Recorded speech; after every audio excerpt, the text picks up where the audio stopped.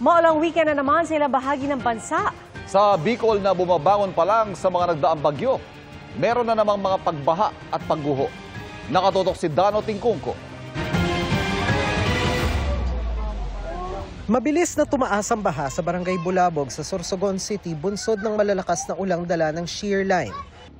Sa ilang lugar, abot leeg ang baha, kaya ang ilang lumilikas napakapit sa lubid.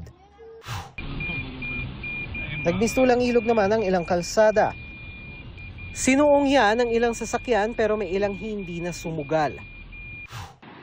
Lumubog din sa baha ang isang spillway sa Del Gallego, Camarines Sur dahil sa pag-ulan mula kahapon. Isolated ang 5 barangay.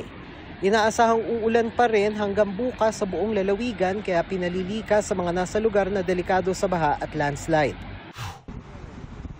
Magdamag at malalakas naman ang ulang naranasan sa Catanduanes kaya binaha ang ilang lugar.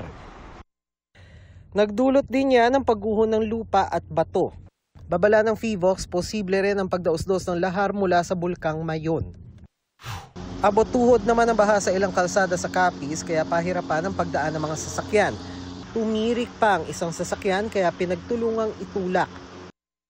Lubog ang mabababang lugar kaya nagsagawa ng rescue operation. Sa Sarangani, binaha ang isang paaralan dahil sa malalakas na pag-ulan. Nabasa at lumutang ang ilang gamit pang eskwela. Paghupa ng baha na iwang putika ng mga silid-aralan, kaya kahit linggo, pumasok ang ilang guro para maglinis. Para sa GMA Integrated News, Dano Tingkungko, nakatutok 24 oras.